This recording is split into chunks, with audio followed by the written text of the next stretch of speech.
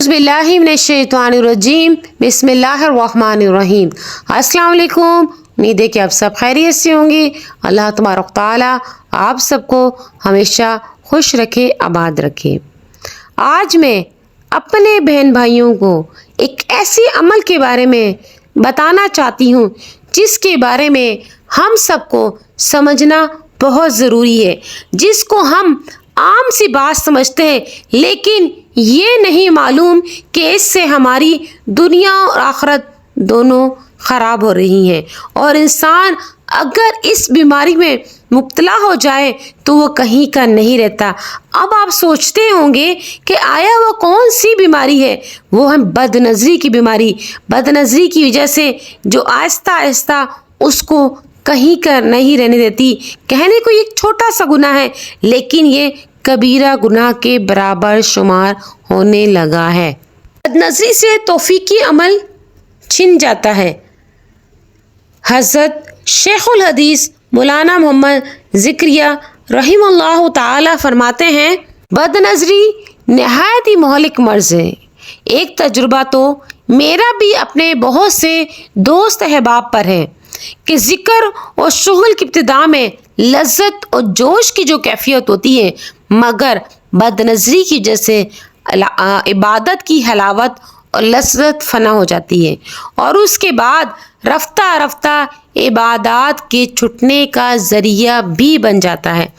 मिसाल के तौर पर अगर सेहतमंद नौजवान शख्स को भी बुखार हो जाए और इतराने का नाम ही ना ले तो लागरी और कमज़ोरी की वजह से उसके लिए चलना फिरना मुश्किल हो जाता है।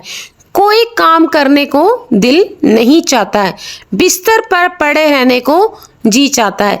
इसी तरह जिस शख्स को बदनज़री की बीमारी लग जाए वो बातनी तौर पर कमज़ोर हो जाता है, नेक अमल करना उसके लिए मुश्किल हो जाता है। दूसरे लफ्ज़ों में इससे अमल की तौफीक छीन ली जाती है। नेक अमल करने की नीयत भी करता है तो बदनज़री की वजह से नीयत में फतूर आ जाता है।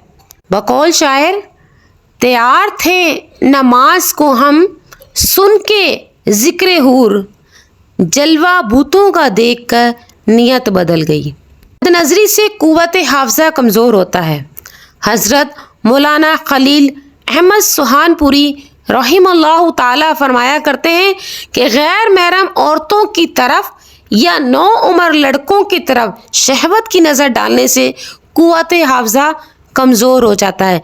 इसकी तस्दीक के लिए ये सबूत काफ़ी है कि बदनज़री करने वाले हिफाज यानी कि कुरान पाक के हाफिज़ को मंजिल याद नहीं रहती। जो तुलबा हिफ्ज़ कर रहे हैं उनके लिए सबक याद करना मुसीबत हो जाता है। इमाम शाफ़ी रहिमहुल्लाह ताला ने अपने उस्ताद इमाम वाक़ी रहिमहुल्लाह ताला से कुव्वत हाफ़ज़ा में कमी की शिकायत की तो उन्होंने माइसत से बचने की वसीयत की और इमाम शाफ़ी रहमतुल्लाह ताला ने इस गुफ्तगू को शेर का जामा बनाते हुए फरमाया, मैंने इमाम वकी रहिमहुल्लाह ताला से अपने हाफ़ज़े की कमी की शिकायत की। उन्होंने ये वसीयत की कि तालिब इल्म गुनाहों से बच जाओ, क्योंकि इल्म अल्लाह ताला का नूर है और अल्लाह ताला का नूर किसी गुनाहगार को अता नहीं किया जाता। बदनिगाही के मुज़र असरात इस कदर हैं कि बसा औकात इनसे दुनिया और दीन दोनों तबाह और बर्बाद हो जाते हैं। आजकल इस मर्ज़ रूहानी में मुब्तला होने के असबाब बहुत ज़्यादा फैलते जा रहे हैं, इसलिए मुनासिब मालूम हुआ कि इनके बारे में मैं आपको बताऊं और इनसे कैसे बच सकता है और इनका इलाज क्या है। सबसे पहले जिस वक्त मस्तूरात का गुज़र हो, एहतमाम से निगाह नीची रखना, खवा कितना ही नफ्स का तकाजा हो देखने का। अगर निगाह उठ जाए, किसी पर पड़ जाए तो फ़ौरन निगाह नीची कर लें, खवा कितनी ही गिरा हो, खवा दम निकलने का अंदेशा हो। ये सोचना कि निकाह की हिफाजत ना करने से दुनिया में लज्जत का अंदेशा है, ताअत का नूर सलब हो जाता है, आखिरत की तबाही यकीनी है। बदनिगाही पर कम से कम 4 रकात नफिल नमाज पढ़ने का एहतमाम और कुछ ना कुछ हस्बे गुंजाइश खैरात اور کثرت سے استغفار کرنے کا معمول بنا لینا چاہیے۔ یہ سوچنا کہ بدنگاہی کی ظلمت سے دل ناموس ہو جاتا ہے، یہ ظلمت کے اندھیروں میں چلا جاتا ہے، حتیٰ کہ جب تک بار بار کی نگاہ کی حفاظت نہ کی جائے باوجود تقاضے، اس وقت تک دل صاف نہیں رہتا۔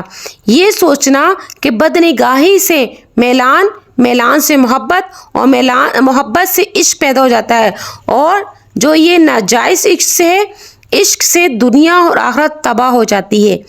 یہ سوچنا کہ بدنگاہی سے اللہ تبارک تعالیٰ کی اطاعت، ذکر اور شغل سے رغبت کم ہو جاتی ہے، حتیٰ کہ ترکے کی نوبت آ جاتی ہے، پھر نفرت پیدا ہونے لگتی ہے۔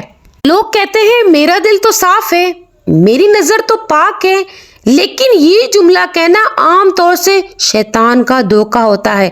کنتم خیر امت، یہ بہترین امت تھی جو تمام کائنات کے لیے بھلائی پھیلانے اور برائی سے روکنے کے لیے پیدا کی گئی تھی، لیکن وہی امت آج خود ہی جرائم کی عادی ہو رہی ہے۔ پردگی کے بارے میں مفتی صاحب کے پاس سے خط آیا۔